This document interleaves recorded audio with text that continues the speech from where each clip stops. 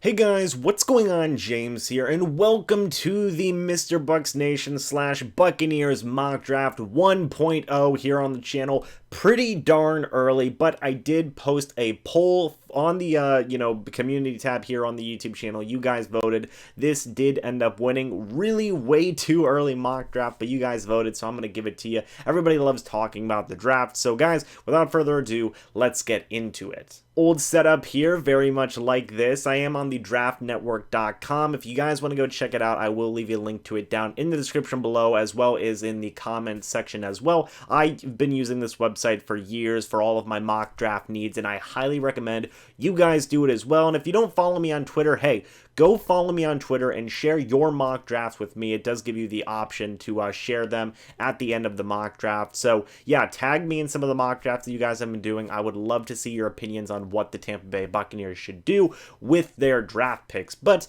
we're going to click on the Tampa Bay Buccaneers here. We are going to go 7 rounds, manual draft picks, fast draft pick speeds, and we are going to be using the Draft Network's predictive board. This will change later, but as of right now, it's so early on in the process. This is really the only board we have to work with. So guys, without further ado, I have a list of the needs that I think the Buccaneers have written down here on a notepad. Let's get into round number 1. So this one isn't that surprising so far up to this point. I did one earlier where Joe Burrow actually was not the number 1 overall pick. It was actually the offensive tackle from Auburn, Jedrick Willis, but he goes to the New York Giants there at number 4. So you have Joe Burrow, Chase Young, Jeffrey Okudah. Those are probably going to be the top 3 picks this year. Jedrick Willis, number 4 overall. Tua from Alabama, he goes to the Miami Dolphins. That would be their absolute dream, and it probably will end up happening.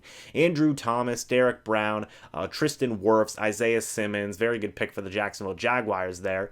Austin Jackson from USC, and then finally Jerry Jeudy, Kenneth Murray, and CeeDee Lamb from Oklahoma goes the pick before the Buccaneers pick. So I have a lot of needs here. I've actually written out the top 10 most important needs for the Buccaneers just for the entire offseason, in my opinion, since it's so early on in the process. But we have a lot of different kinds of options here. We have Grant Delpit, Justin Herbert, hey, could be very interesting. AJ Epinesa, I'm not really sure how to say his last name, but AJ from Iowa. You have Christian Fulton, Henry Hughes. These are just kind of the top guys. I'm going to take a look at my list here, then I'm going to go and think for a minute, and I will come back when I have made a decision. So this is really kind of just like a pretty, forward process here. It's got to be Grant Delpit, safety from LSU. If this does happen, Grant Delpit could very, very, very easily be the pick for the Tampa Bay Buccaneers, especially Jason Light and his love for LSU players. And so far, for the Tampa Bay Buccaneers, it has worked out very, very, very, very well drafting LSU players. And I think that if this scenario had happened, I think Grant Delpit would be the pick. You could make an argument for Justin Herbert, but for the purposes of this mock draft, I'm going to assume that Jameis Winston is either A, going to be coming back with the Tampa Bay Buccaneers, or B, the Buccaneers have just found his replacement in free agency, be it Teddy Bridgewater or whoever. But the Buccaneers, they're not going to have a needed quarterback here for the purposes of this mock draft, which is why I'm going to go with Grant Delpit, safety out of LSU. He is slowly but surely becoming one of my favorite top prospects in the entire board. The guy's just a beast, 6'3", 201 pounds. He's an absolute monster, and we are picking him with the Buccaneers' first round draft pick. Now, in the first round, I already addressed the need at safety for the Tampa Bay Buccaneers, and now I'm going to go ahead and address, in my personal opinion, the most important need for the Tampa Bay Buccaneers now for the entire offseason, regardless of what happens at the position, and that is offensive tackle, specifically right tackle, where DeMar Dotson has been for years, and that's why I'm going to be taking Lucas Niang? I'm not sure how to say his last name, but Lucas from TCU, 6'7", 328 pounds, and the main theory behind his play is that he really benefits at pass blocking, especially deep pass, types of schemes and whatnot, which fits the Buccaneers perfectly. The Buccaneers have a deep passing type of attack. Bruce Arians loves to take shots down the field, and it seems like Lucas from TCU is going to be a perfect fit at offensive tackle. He is a high upside starter, according to the draft experts here on the Draft Network. I got to agree with them, and the Buccaneers do need an offensive tackle. DeMar Dotson is not going to be here forever. I would imagine that even if they do bring him back, he would only be around for maybe, one more year at least. I'd say at the absolute most 2 years. So yeah, with that being said, Lucas from TCU, he is going to be the Buccaneers' second round draft pick here. For a third round draft pick here, I'm going to go with another high-end need for the Tampa Bay Buccaneers in my opinion, and that is edge rusher, which is why I'm going to go with Alton Robinson out of Syracuse. And I really like this pick. You know, he's got a very, very good build in my opinion, 6'4", 260 pounds. You can see it here on the left.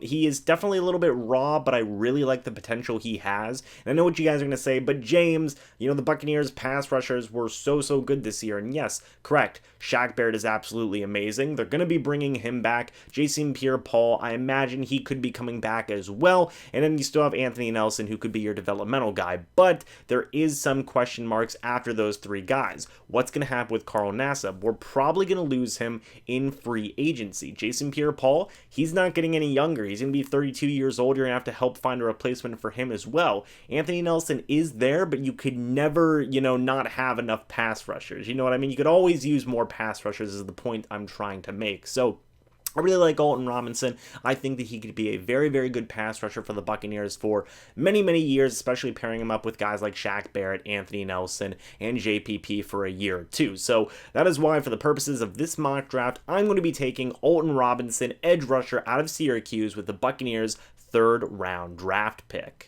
For my next draft pick here, I know a lot of USF fans and FSU fans are going to be mad, but I am going to go Gabriel Davis, wide receiver out of UCF. I really like what he brings to the table. 6'3", 212 pounds. He's got some long ball speed, which fits the Buccaneers offense pretty much perfectly, all things considered. And one of the bigger needs for the Tampa Bay Buccaneers this offseason, in my opinion, is wide receiver depth. You have Chris Godwin, Mike Evans, Brashad Perriman, who I hope they re-sign, but after that, you have a lot of question marks. Scotty Miller was good, former 6th round draft pick, and he has the blazing speed, but he is also shown to have a fair share of injury problems, especially during last season. Justin Watson, I really think, has not done himself any favors in building confidence with the coaching staff, and honestly, I think his roster spot could be in jeopardy if things don't begin to improve soon. I hope things do improve for him, but things are definitely very questionable right now. And then after that, you have a large litany of guys who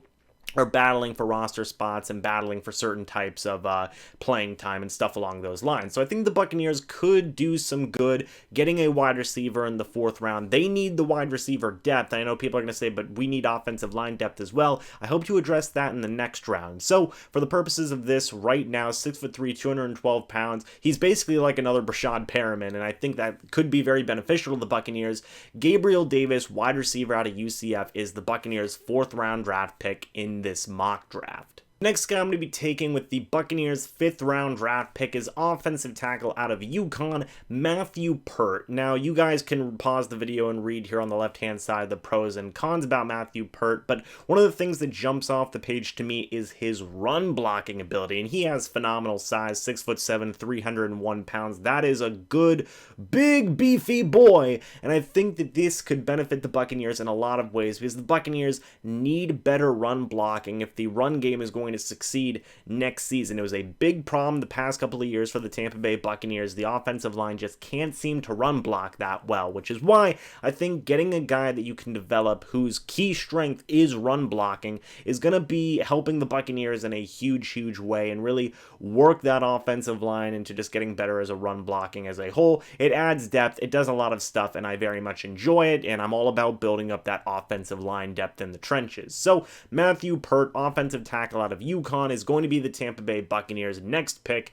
in this mock draft. For the Buccaneers' next draft pick in this mock draft, people might say that this is a reach, but just looking at this guy, I really knew that I had to take him here. It is interior defensive lineman Jordan Scott from Oregon. 6'1", 322 pounds. His main calling card is his run defense. He's not necessarily the greatest pass rusher in the world, but man, he is one heck of a run defender, and that's what the Buccaneers defense has been known for the past season now. You know, you have guys like Ndamukong Suh, who I will think be back with the Tampa Bay Buccaneers, which is why I took so long to address interior defensive line. Vita Vea and William Golson, who was really underrated for the Tampa Bay Buccaneers this past season. All of those guys, in my opinion, are probably going to be back And Ndamukong Suh's the only one who isn't under contract right now, but I do believe the Buccaneers will make a hard attempt to bring him back. But even without him, Ndamukong Suh, that is, you still have Vita Vea, you still have William Golston.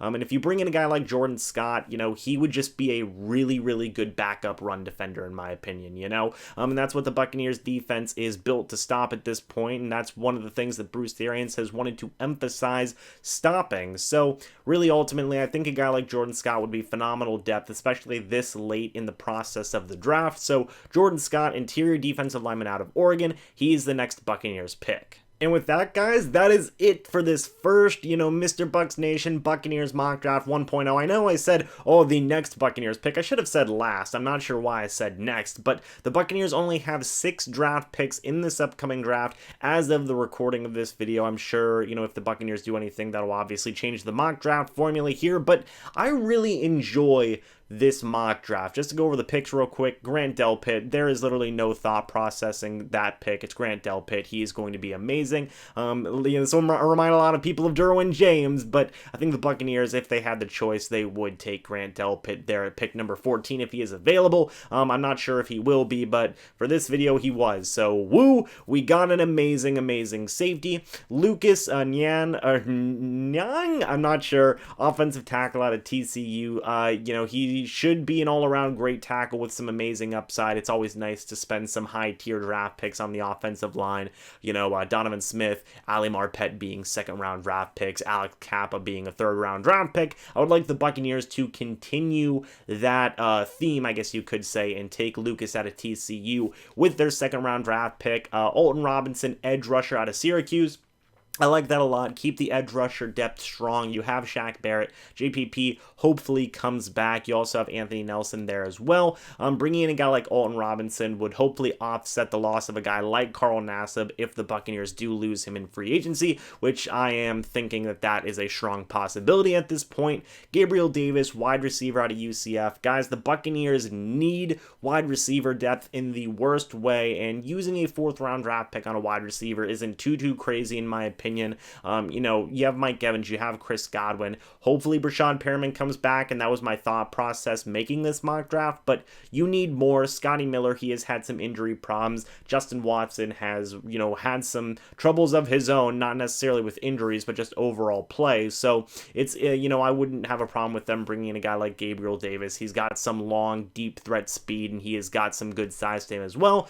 Matthew Pert, offensive tackle out of UConn. The guy is very good at run blocking, and I think that he could provide some very, very good offensive tackle depth, be it at left tackle or right tackle. The Buccaneers need depth along the whole offensive line, but especially at tackle, it's been a very important thing for the Buccaneers. And then finally, Jordan Scott, interior defensive lineman. Personally, one of my favorite picks of this entire mock draft, 6'1", over 300 pounds, phenomenal run blocker. I think that he could be a huge addition to the Buccaneers run defense, which was so good last season. So guys, that's it for this Buccaneers mock draft 1.0. Again, if you guys aren't following me on Twitter, let me know what you guys have been doing on the draftnetwork.com's mock draft machine. Share some of your mock drafts with me, and hey, why don't you leave some of your mock drafts down in the comment section below as well. That would be greatly appreciated. But guys, thank you so much for watching this video. Hope y'all enjoyed. I will have many more mock drafts to come as the weeks